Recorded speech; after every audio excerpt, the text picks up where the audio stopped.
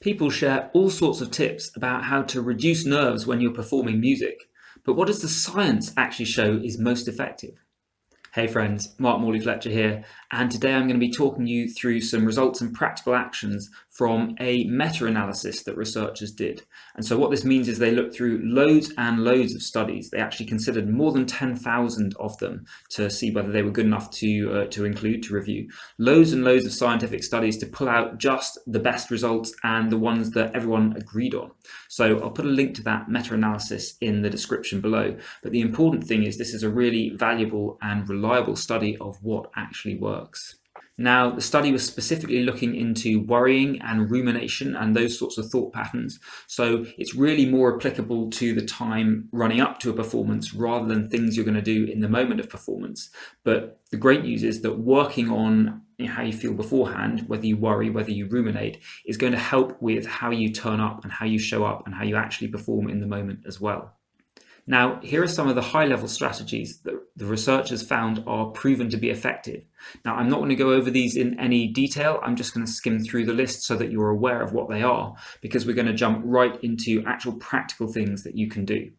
And the first strategy is action planning. So these are just techniques for managing worry or your rumination just more effectively. The second thing is expressive writing. So this is getting your stress and anxiety out on paper by writing down what you're worried about rather than just keeping it going round and round a loop in your head. Then you've got psychological detachment. So these are strategies for creating some distance from situations or thoughts that stress you out, being able to kind of step away from them, mentally speaking, in some way. Then you've got mindfulness and relaxation. So ways of being more present and engaged in the present moment. Then you've got ideas from cognitive behavioral therapy and acceptance and commitments therapy. So this is learning to change negative or unhelpful thought patterns and also giving you strategies to navigate through stressful times more effectively. So let's get into actual practical things that you can do. I've got 6 suggestions for you here today, and these are individual things that you can do that each make a small difference. If you want a complete system for dealing with performance nerves and playing your best on the day, then check out my Unlock Your Performance course. I'll put a link in the description below. But these things we're going to go over now can be a great way for you to get started with just some little things quickly. The first thing that you can do, write your worries down in words. So what's really going on when we're worrying most of the time is it's just the emotional channels in our brain that are doing this, and they don't think logically. And so there's all sorts of things we worry about that actually don't make logical sense. They're not really likely to happen if we look at them. But unless we engage the logical circuits in our brain, then these emotional worries will just keep going round and round, and they won't they won't pay attention to whether it's logical or not.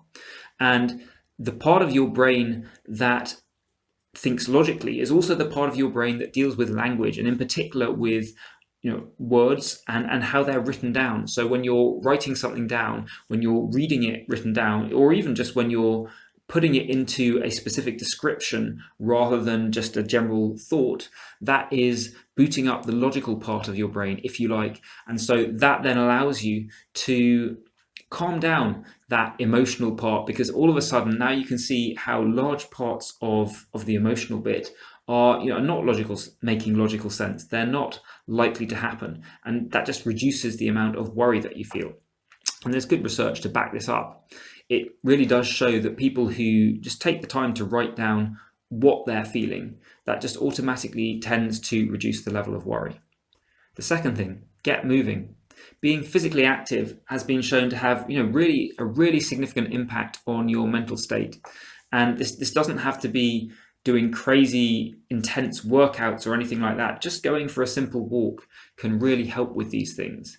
And if you want to get the maximum benefit, see if you can combine that with getting out into beautiful nature, just lovely surroundings.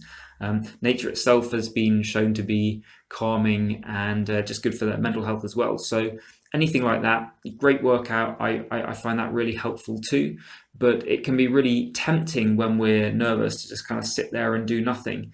The last thing you want to do is to get out and move. But if you can force yourself to do that, it really makes a difference. It really makes you feel better. The third thing, Be in the present moment. So worrying by definition is essentially taking us out of the present moment. So we're often looking ahead to what we think is going to happen in the future. So future rather than now. Or, worrying about, well, what happened in the past? Should I have done that? Those sorts of things. But it's all about being out of the one time where we really are, which is right at the moment.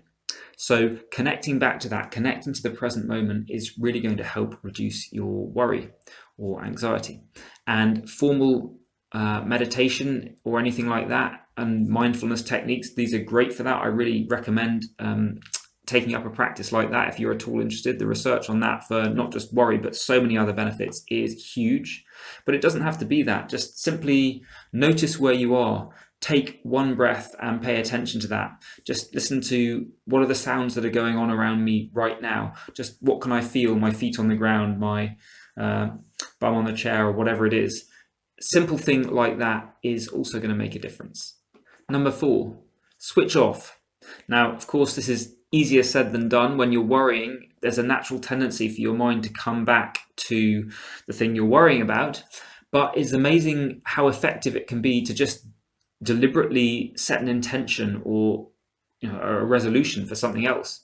So schedule fun things to do. This could be meeting up with friends. This could be activities that you enjoy, or simply declare a set of time where you are just not intending to do any music practice and you're just allowing yourself, right, I'm taking a break from that. You'll be amazed at if you make the effort to schedule these things deliberately, that it will really help. And if you're finding what I'm sharing with you useful, then please click the like button to help this video spread to more people. Thanks.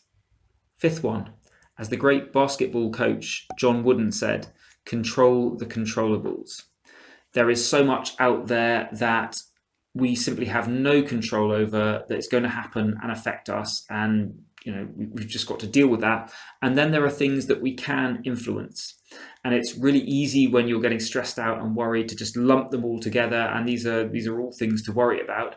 But the more that you can, just put them into 2 buckets and ask yourself, if you're worrying about something, can I control this?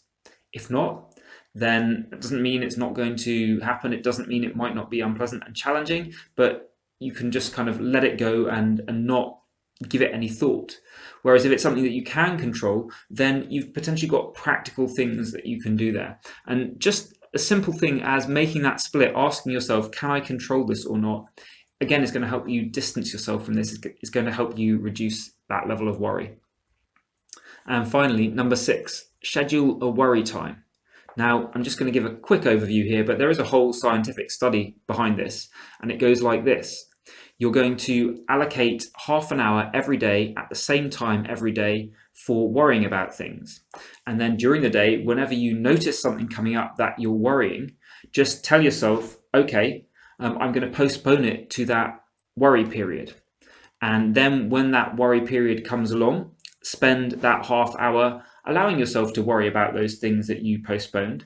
And ideally, do more than just that.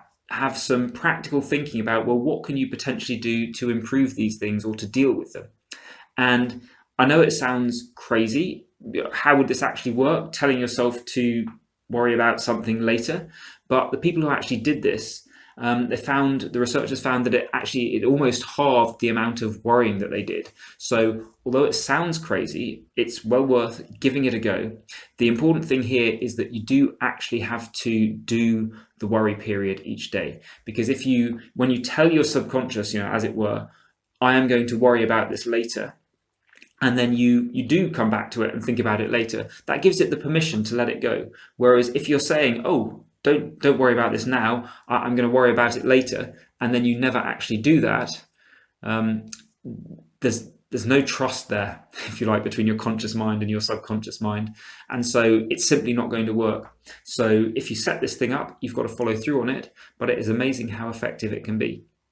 Now, those tips so far have all been for things that you want to do before a music performance, rather than stuff that you can use in the moment.